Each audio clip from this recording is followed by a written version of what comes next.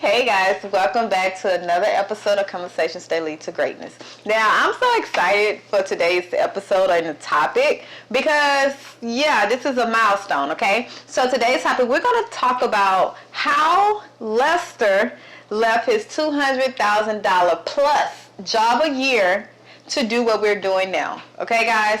Trust me, I got some questions I want to know, so I'm going to ask all the juicy things to give us some input, okay? So let's dive in. This is Conversations That Lead to Greatness.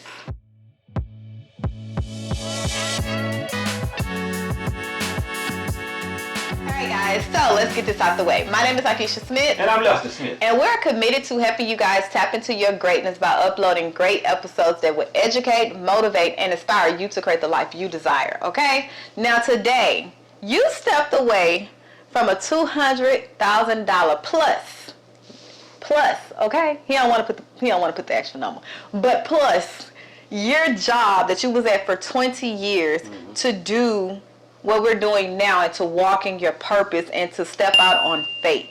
Like, how did you get to that point? Because let me tell y'all. So last year, it was in December. July, my birthday. July 27th. So last year. Just made a year. Yeah, just made a year. So last year I come home, or did you call me? Anyway, I was on a girl's trip for my birthday. And I think he called me. He's like, man, babe, I'm leaving. I'm stepping away. Or something. You told me. I was just like, okay, babe, if you say so, but we can talk when we get home. So when he got home, he's like, yeah, I ain't going back. I didn't tell you why you was on the trip. Oh, okay. Let me give a little bit more details. Okay, well, get a little details, okay?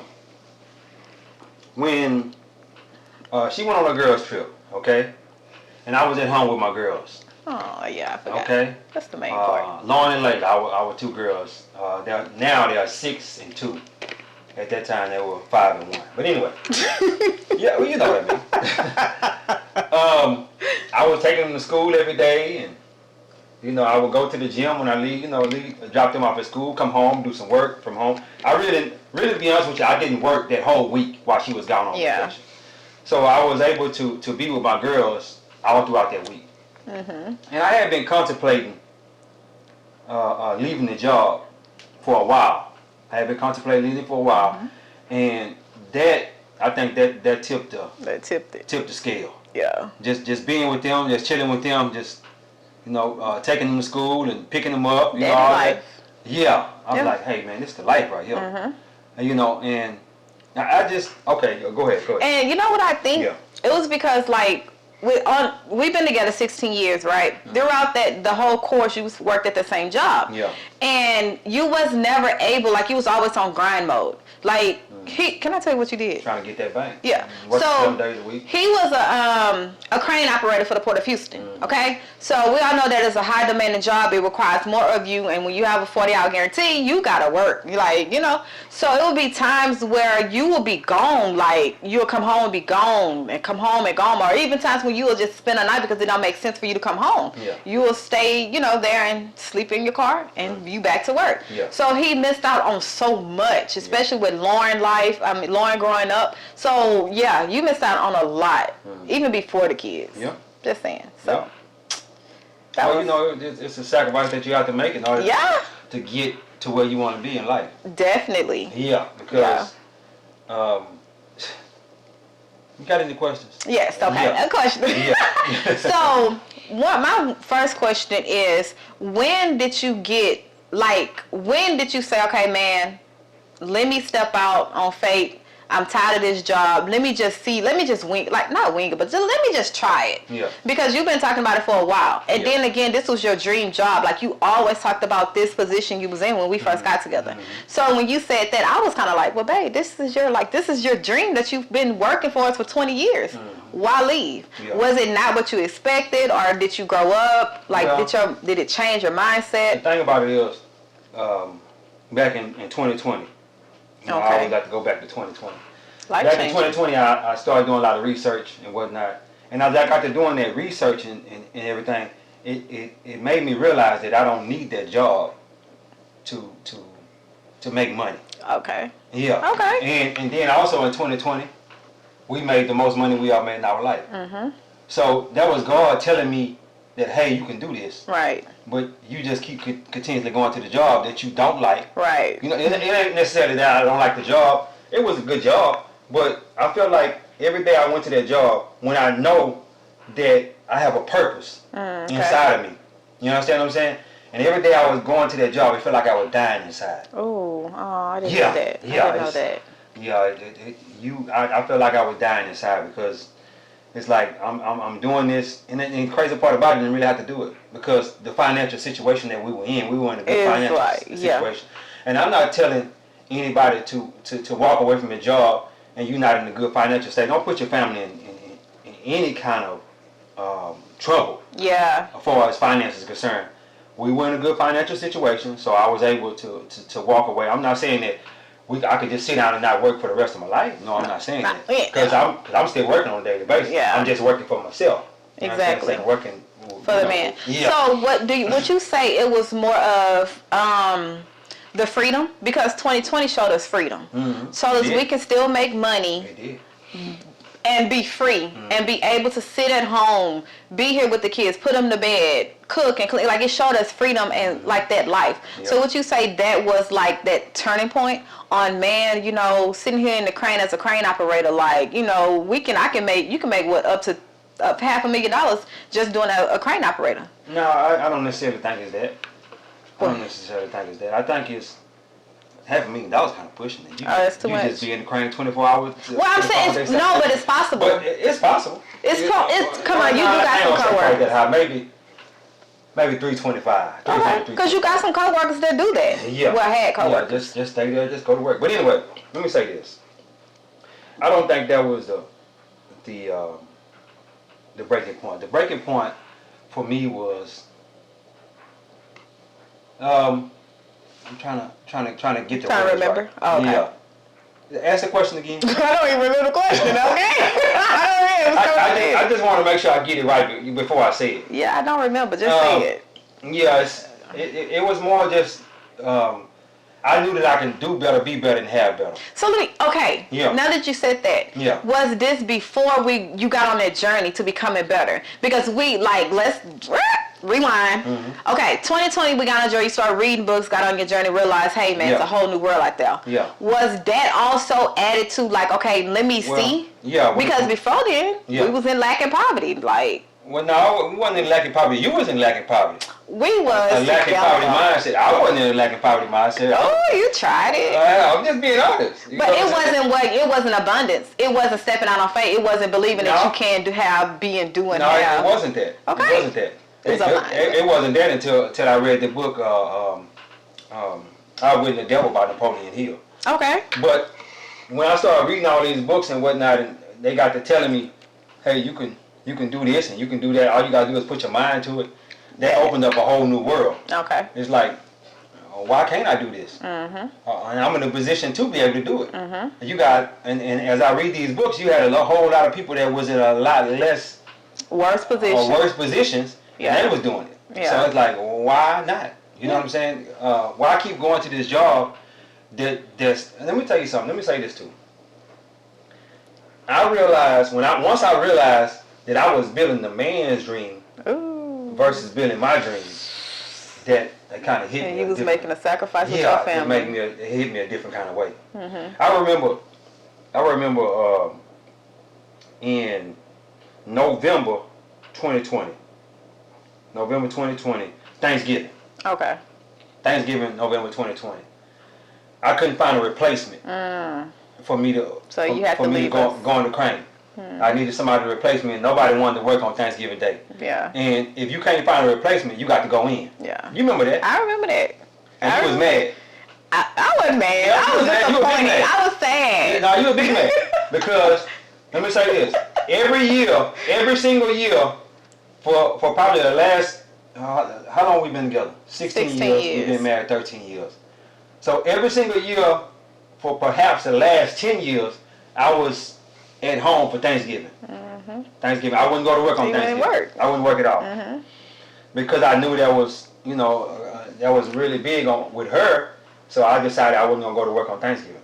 So we would go to her mom's house. Oh, I was mad. And have Thanksgiving dinner and whatnot. Yeah, we always went to your mom. For these last couple of years, we've been going to my aunt and my uncle house. Yeah. But yeah, she was mad. She was big mad. I was sad. And it kind of it kind of pissed me off because she was mad. You know what I'm saying? Even though I had to go to work, and because I couldn't find nobody, and that really set everything off. I was like, no, I ain't gonna do this no more. Yeah. So, next question. Yeah. Did you experience any fear leaving that job and like doing what you're doing now? Not where we are now, because it's been a whole year, but within that first 1 or 2 months, did you like ever doubt, like, man, did I make the right decision? This is what it is? And then, because you know you got your coworkers was calling you, hey man, we ain't seen you in the crib. You sure you know what I'm saying? Yep. So you had them in your ear, you had the gang man and all that in your ear saying, hey, you the best, you one of the best, man, come back. And throwing work at you. Yeah. Like, how did you navigate that to be like, nah, I'm gonna see this through? Well, you know, some people still can't. They still call to They this still can't day. believe that I'm gone. Some people don't even know I'm gone. Yeah. Because you know, with crane operators, you in the crane, so they don't know if you there or Okay. not. So you can be missing for a whole 6 months to a year, and they not know. Yeah. They just know they haven't worked with you that day. Yeah. Because there's so many crane operators. I want to say it's about 60 or 70 of them. So they might think they missed you every day. You know what I'm saying? So they don't even know you're gone. So I just recently had a young lady call me and said, "Hey Smith, I didn't even know you was gone. I didn't even know you was gone. What that mean?" Nothing. Well, and she called me. Well, actually, she's an older lady, but I know that. She's gonna be watching the episode because she just recently started watching our episode. Oh, I'm sorry. Yeah. He didn't know. But I didn't know. She called me and she's like, "Smith, I didn't even know you was gone." I was like, "Yeah, I've been gone over a year now." And the thing about it is that crane operating job is a lonely job. And you're only doing it for like 5 hours. You only do it for 5 hours. Then you do it 5 hours a day. Then you go back to night and do it for 5 hours. So you basically getting paid 24 hours around the clock. Yeah. And that's how that money accumulates so quickly, $200,000+ a year. And she was like, "I ain't seen you in the crane." And there's a whole lot of people call me from time to time, and they be like, "Hey man, I ain't seen you." I basically just walked away really without even telling anybody. Yeah. I didn't tell nobody. I told a few people that's the closest to me on the job, and I didn't tell anybody else. And when I say he didn't tell nobody, like, my daddy still don't know. Exactly. Like, and the only reason, like, my family members know because the pastor. Yeah, exactly. Why did you share it? Somehow. I shared it at church. Yeah, but it was Yeah, because, you know, like, when you transition, when you going through making a tough decision and you already battling with yourself, battling with your own mind that, hey, did I make the right decision? It's best for you to tell no one. Exactly. No one but the ones who have to battle this with you. I was supposed to say that. I'm sorry, but it just brought it up. Well, it's all good. But I actually didn't want to tell nobody because you know when you make a big decision like that to walk. Let me say this. I walked away from a 20+ year job. Yeah. And when you make a big decision like that, it's best not to tell nobody because they gonna be in your head. They're gonna be in your ear telling you, "Hey man, you made the wrong decision." And I already know because I have a coworker that I talk to on a regular basis. And he tells me that the other coworkers say, "Man, he made the wrong decision and this and that." But I don't need to hear that. Yeah. I don't need to hear that. He'll say that, you know what I'm saying? But what if I hear that from multiple people? And then you get the question, "Hey, did I make the right decision?" Right. You know what I'm saying? And, you know, even to this day, I still that fear come up in my mind, like, "Hey, man, did you make the right decision?" Yeah. When, you know, when I come up against a problem in my business and stuff like that, I'll be like, "Hey, man, dang. Did I? Because I could easily go hit that word, go back to I work. can easily go over there and make, you know, $7,000-$8,000 a day. You know what I'm saying? It's like, hey, did I make the right decision? Yeah. You know, it's kind of hard. It's kind of hard. So, but as I grasped that concept that I walked away from the job, and I know that I can do all things through Christ who strengthens me. That part. You know what I'm saying? That's what helps me to get through. To get through it. Yeah. Because because you look at it as if I have to go through trials and tribulations, if God put me through this, it's obvious for me. It's obvious for me to recognize what this is and for me to evolve, to get out that comfort zone, whatever it might be. He's breaking something off you to get you to where He wants you, and where He wants you to be is your calling. So it's almost like, you know what, I'm gonna go through it. Yeah. And this is the thing. when you walk away from something, it's almost like you have no choice but to depend on God. Mm-hmm. You're not doing it in your own strength. Exactly. You're not doing it to please people because let me tell you, I don't know how many people knowingly and unknowingly called us dumb. Mm-hmm. Call him dumb. Yeah. Co-workers, man, you dumb. Why would us do that? Yeah. He made such and such. What? Yeah. It's gonna be people who don't understand the decision you're making and why you're making that decision. Mm-hmm. It's gonna be people. It's gonna be people closer to you. Yeah. It could be your best friend. It could be your mom, your sister, your brother. Yeah. It can even be. What if it was me? Mm-hmm. You know what I'm saying? But you have to stand strong on that because God told you this. Yeah. God didn't tell me. Mm-hmm. When he told me, I said, okay, I believe you. Yeah. Like, if that's what you want to do, you the head of this household, I'm going to follow. And let me say regardless. That made the decision a whole lot easier. Yeah. When she say, hey, I'm behind you 100%, whatever you want to do. She didn't say, I don't know, baby. You need to go back to work and this and that. And the thing about it is, I haven't missed a beat just here at the house. You know what I'm saying? I've been working, my eBay business. We got Airbnbs. We got rental properties. A Turo business. I'm trading in the stock market on a daily basis. I haven't missed a beat. I'm still working. Yeah. I'm just not working for the man. I'm working for myself. Yeah. And it makes a big difference. You working smarter. Huh? You working smarter, not harder. Well, because in a sense, you buying back your time. Because when you was working for the port, right? Yeah. You go in when they said, whenever, you know what I'm saying? Mm-hmm. And then when you get home, you don't have nothing, you don't have even strength to do nothing. Yep. But, you know what I'm saying? But you would do it, and you would live off of 3 or 4 hours of sleep. Mm-hmm. But how long would your body take that? Mm-hmm. So then you getting all this money, but you trying to live an early grave. Yeah. You know what I'm saying? Yeah, well, I got ex-co-workers that do it on a daily basis, though. Daily basis. Daily basis. Let me say this, too. Going to the part where she said working... going to sleep for a couple hours. This is what my schedule would look like. I would go to work for 7 a.m. Right? 7 a.m. work to 12. Okay, that's only 5 hours. 5 hours of work. Okay? I would have to get off, take me a nap in my car, because I always went to the gym. So I would take a nap in the car, go to the gym, and then be back at work for 7 p.m. So work at 7 a.m. to 12 noon, and then 7 p.m. to midnight. Mm-hmm. Okay? Then after I get off at 12 midnight, I will come home, which my house is 45 minutes away from the job. So I will come home, take me a shower, and I'll be in the bed by 1:15, 1:30. Gotta get up. Gotta get right back up at 5 o'clock in the morning. Yeah. 5 o'clock in the morning to be back to work at 7 a.m. Mm-hmm. I did that for a long time. Mm-hmm. A couple of years, about 3 years, 2 or 3 years. And a lot of times, she would even ask me, hey man, did you come in the house? Right, yeah. Did you even come in the house? Yeah, I came in the house, baby. I don't think you kissed me. Like. Yeah, I kissed you for hours, and let me tell you something, I always kissed her before I left. She just be so sound asleep that she didn't even notice I did it. I always kissed her before I left the house, just in case I didn't make that. That's one thing I always do. I always kiss my wife before I leave the house, because I may not make it back. Mm-hmm. You know what I'm saying? Yeah. But anyway. So let me ask you this. Yeah. So a lot of times people chase the money. Mm-hmm. Like we have at a job that's making that much, you already know people chasing money. Mm-hmm.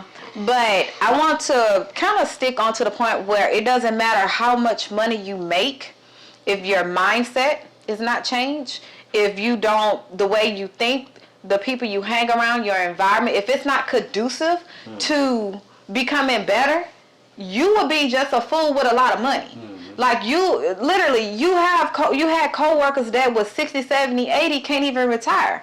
But throughout the years, they done made $200,000 plus. Yeah. But because you make that amount of money and because you haven't renewed your mind, you haven't tried to educate yourself, you haven't tried to deal with your upbringing and realize, hey man, the way I was taught about money or wealth and all this stuff was wrong. Let me fix it. Because you haven't did that, you're going to always chase money. It's going to always leave your hand. So what I wanted to home in on it was, even though now we have, different businesses or whatever, if that mindset wouldn't have shifted, you wouldn't be able to make that decision. Mm-hmm. Because you was making the money. Yeah. But how many times have you knew people people making more than you? Mm-hmm. They will go to work, religious, around the clock, making more than you, but we still in a better position than them. Well, the thing about it is, just like with any other job, Yes. it's not how much money you make, it's how much money you can save, How much you can keep, baby. how much you can keep. And you know me, I always had a side hustle. Even when I was making that kind of money, I still had a side hustle. You really did. Yeah, so it's like, and just imagine you making this kind of money, you don't have no side hustle, and you just spend it all. You say, well, I'm making this money, I can go buy this $100,000 vehicle, or this $150,000 vehicle, or I can go buy this $500,000 house. Well, when you do that, it's gonna keep you continuously working. You gotta continuously work. And let me say this too. When I started making that kind of money, when I started making the $200,000 plus a year, we didn't change our lifestyle. That's another thing. Yeah. We didn't change our lifestyle. First of all, I didn't even know. Yeah, because she didn't I didn't even know ask. because, Like, I didn't even know. because I didn't want her. Let me say this. Oh my God, I was not gonna do that. No, I don't know what you would have did. 16 years? Well, it don't matter. It don't matter. when a person get to seeing that kind of money, it's like, damn. We can do this and we can do that. No, we can't do none of that. You know what I'm saying? So, because I had a plan. But anyway, I didn't know I had the plan, but I had a plan. Just imagine if she would have knew that I was making that kind of money. Well, she knew, but she didn't know because she never really looked into the finances like that. I never seen it on paper. It's different when you can see, oh, okay, you know, but on paper, when you see all it, the taxes end of the year, you be like. Yeah. And see, the thing about it is, if that would have all been showed to her, I'd probably still be working. Yeah. Because I got to have this Gucci bag, I got to have this whatever. No, you know, it's different when a person sees it. So, but my mindset is, because let me tell you something. My income doubled. My income doubled in 1 year. Yeah. At one point in time. That was probably about 3 years before I left. My income doubled. So when you go from making, let's say 100 to making 200, that's a big difference. In 1 year. In 1 year, and when my income doubled, I kept living like we was making 100. Right. That's how I was able to pay off the house. Yeah, yeah. And when I kept living like I was making 100, I was able to every time my check come, I was able to shoot. You know, even though our house note wasn't but maybe $1,500, $1,600 a month, I was able to shoot a double note at them and keep doing it over and over. I mean, one time I was paying like $5,000 a month on the house to get it paid off. Yeah. You know what I'm saying? And that way we was able. And let me say this too. By us having the house paid off, that made the decision that much easier. Got you. So just imagine if I didn't have the house paid off. Yeah. I would still been trying to pay that house note and whatnot. Got you. I would have had to stay there a whole lot longer. You had to stay a whole lot longer. So you basically not knowing that you put yourself in that position for that time. But this is how, I see everything. Listen. So look how this happened.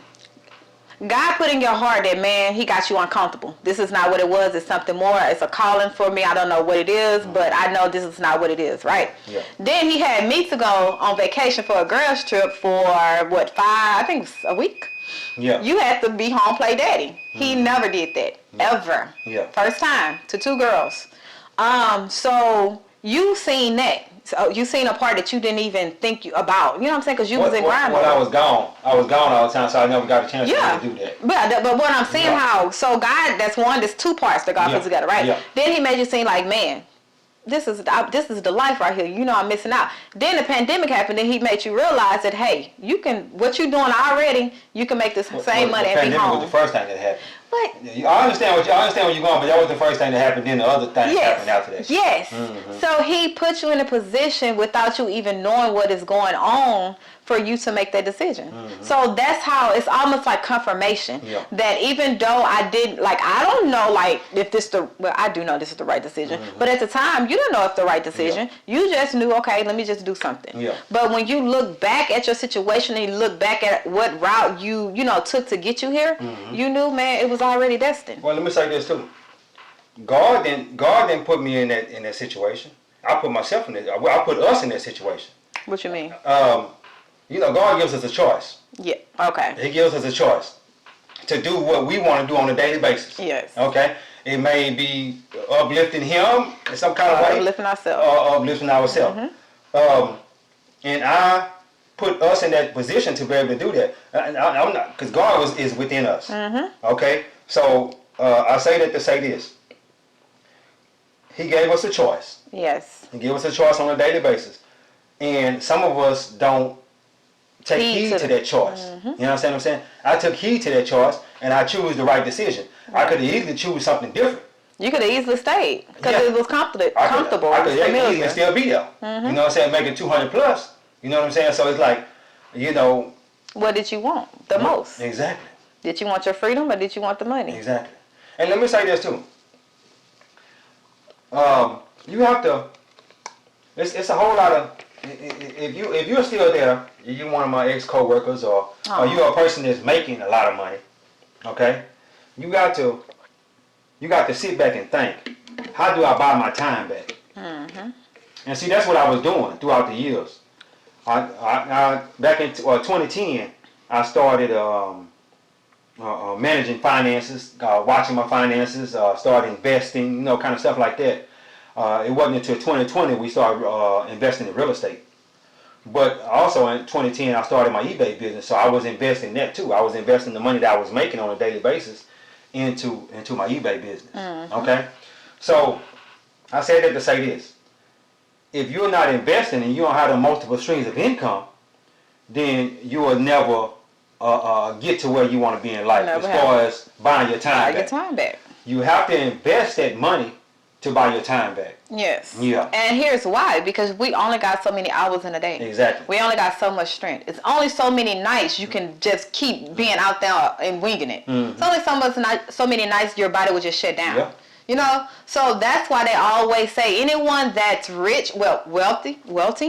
Mm-hmm. Anyone that's wealthy, they want to always tell, hey man, multiple streams of income. Yeah. Like it's a must. Mm-hmm. So going from that mindset, Yeah. that's the best mindset you can have. And I want to jump on it. It doesn't necessarily mean you have to make 6 figures. Mm-hmm. You can be making $50,000 and still buying back your time, little by little. Yep. If you don't have the big amount to invest what you can. Exactly. And just be consistent and persistent in what you do. Mm-hmm. You have a game plan, you have a plan, stick to it. Yeah. No matter what. Yeah. Yes, you will be uncomfortable. Yes, people will talk. They're going to talk regardless, whether you do it or not, okay? Mm-hmm. Yes, you will be, like, man, I could be doing this. I should be doing this. But by this age, I should have been Yeah. It's going to happen. Mm-hmm. But you got to look at the long run. Mm-hmm. You got to look at what the future, not just now. Like, deny yourself now. Mm-hmm. So later, you can live in your true identity. Yeah. It's all about denying yourself. And let me say this too.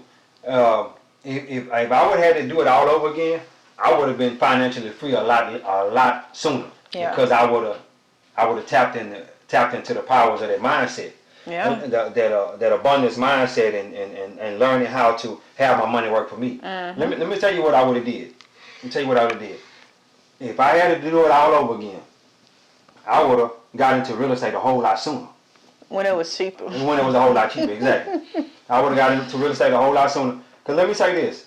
If you got, let's say you got $300 to $500, depending, per house coming in per month. That's positive cash flow. Yeah. And let's say you making $300 a day on your job. Think about that. You need 30 houses, and you be financially free. Yep. You won't never have to work for nobody else again in your life. It's all about your mindset. Yeah. On what you think is freedom. Yeah. And see, I would have started that a whole lot sooner. Also, another thing I would have did, I would have, with the real estate thing too, is we would have bought a house, lived in it for a little bit, fixed it up, and then sell it. Bought another house. That's if you don't want to be a landlord. Mm-hmm. Real estate is the wave. Real estate is the wave. If you don't want to be a landlord, buy you a fixer-upper. Don't buy a brand new house, one of those extravagant houses and whatnot. You buy you something that's ugly that needs to be repaired. Mm-hmm. Stay in there. You and your wife, y'all get together, and you got to have a woman. Let me say this too. You have to have a woman that's okay with the house being ugly, because most women, they want the house ready right now, and that's it. You understand what I'm saying? But you have to have your woman that's okay. But you got to tell her your vision though. Mm-hmm. That's another thing too. You got to tell her your vision. Say, hey babe, we're gonna stay in this house. We're gonna fix it up. And then we're gonna sell it. We're gonna make $60,000, $70,000, and we're gonna keep doing that process over and over again. Yeah. Just imagine if you did that for 10 years. You pay cash for your dream. Making $60,000, $70,000 Each for flip. 10 years. Each time you flipped it. That's $700,000, $800,000. You know what I'm saying? In 10 years. Yeah. The next 10 years is gonna pass by anyway. And then you Why not do that? You take it and invest it. Exactly. Invest some of them and have a dividend coming Or in you each could month. take it and buy your dream home, $1 million home, pretty much cash money. Yeah, but we wouldn't do that. Well, I'm just saying. It'd be paid off. Yeah. You won't have, and you can keep on working, and you can work like you want to work, not working like the man. You can have that FU money. That's what I call it, FU money. Your money will be in the house, but it'd be like the man asks you to do something, asks you to stay over today, you'd be like, nah, FU, I ain't doing that. Yeah. You know what I'm saying? He asked you to work on holiday, FU, I ain't doing that. Yeah. You know what I'm saying? Only doing what is described, my description. Exactly. Job Exactly. description. Yeah. Mm-hmm. Yeah. So guys, we hope we shed some light. And I really wanted to do this episode. Like, I've been asking him to do this episode for the longest. Well, you know. But I knew he had to feel comfortable and ready. Yeah. So I submitted to authority. Mm-hmm. You see that? Submit. Yeah. Okay. Yeah. But I'm so happy you did it because you will have a lot of coworkers watching this. Ex-coworkers. Yeah. I gotta remember ex-coworkers. And they might just need this push that this might be the push that they need to be like, man, if you did, I can do it. And you know what I'm saying? Well, they might not necessarily retire, but it could help them build up that residual income that they need. Exactly. So you don't have to work. So they don't have to work as many hours. Go Instead home of to working your 80 kids. hours a week, you can work 40, 50 hours a week. Yeah. You know what I'm saying? And that's what I got down to at the last little bit. I went from working 80 to 100 hours a week to working 40, and I was comfortable with the 40. And I'm like, if I can do the 40, and I dropped it down to 30. And I'm like, no, I ain't And we really. still good. Yeah, we still good. We still living good and doing good. So I think I can drop this all the way down to 0. Yeah. and this is the thing. It's almost like, okay, longshoremen have a rep all over the world. Yeah. It's a rep. You hear longshoreman, oh, he got that bread, or and it's a stature that they carry. It's like, yeah, I'm a longshoreman. You know what I'm saying? Yeah. But because you want to keep up that image of it, to keep up that image, you gotta work and spend. You know what I'm saying? Yeah. So that's even where you have to change your mind frame on it. Yeah, I'm a longshoreman, but that doesn't mean I make a decision of a normal longshoreman. So you got to be different. Yeah. You have to be the one to be a different longshoreman, and you was that person. Yeah. So of course, people that you work with, or the longshoremen wouldn't understand that, because they was like, man, why? Like, Yeah. what? You stupid? Like, what you doing? Well, you know. But they didn't understand because they felt like, hey, you a longshoreman. Your name carry weight. Well, that goes back to also too Crazy. having the employee mindset versus the entrepreneur mindset. I always had the entrepreneur mindset, even though I was an employee. Yeah, You know what I'm saying? I always had something going on the side. Any one of them can tell you, I was always selling some socks, And they was coming right over. I love it. whatever, CDs, whatever. I was always selling something. And what they don't realize is I was taking that money and investing into other things. Yeah. You know what I'm saying? Vehicle. Yeah. Vehicle. Yeah. And But yeah, I just want to tell you, I'm proud of you, man. yeah. Like I appreciate it. I'm proud. Like Yeah, I appreciate this wife here, Yeah. proud, proud, man. Yep. You just don't understand. And don't let me tell you that I'm out here, I got it all figured out. No. I don't have it all figured out. You know what I'm saying? We still, on a daily basis, I'm still doing my thing. It may be some months we may make $40,000 a month. Hey. Hey, I shouldn't have told him that, huh? No. I got to say it. I got You to say it. do. And there may be some months I only make 5,000, or 10,000. Exactly. You know what I'm saying? That's the So point. it's just, hey man, it's. I might have shouldn't have said it because I got people listening. That's okay. You got a wife to say no. Sorry. But yeah, it's like, I'm still trying to figure it out. Yeah. I need my goal is to make $83,333 a month. That's my goal. That's Yeah, $1 he million know a that. year. He know that, no. We haven't made it to that yet. Nope. You know what I'm saying? I'm still working on that, and I'm gonna figure it out. I'm gonna figure it out one day.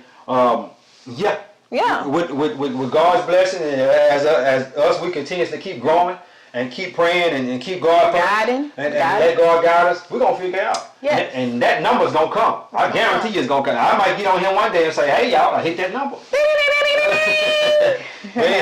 Yeah, guys. So be sure to like this video. Be sure to subscribe to our channel. We have some great episodes talking about some wonderful topics. If you're in the journey of becoming a better person, switching your mindset, the way you look at money, finance, lack, healing, all that is all addicted to greatness, okay? So that's what we all about. Make sure you hit that subscribe button and share this, guys. If you felt it was a gem and you felt that you know someone that needs to hear this, send it to them. Hit that share button and just send them the link. And all it's up to them to watch it. You can't control if they're watching or not, but you did your part. Just saying. Take us home. Let me tell you this too, guys. I don't ever plan on going back to work for nobody. I plan on for the rest of my life to work and do what God called me to do. And as I keep doing that, God gonna keep providing. Gonna make a way. Yeah, He gonna make a way. I might have some low months and some high months, just like I just said, but it's gonna, we're gonna be all right. We're gonna be all right. But anyway, God is good. Life is good. When we look good, we feel good. We live in a life of abundance. Peace.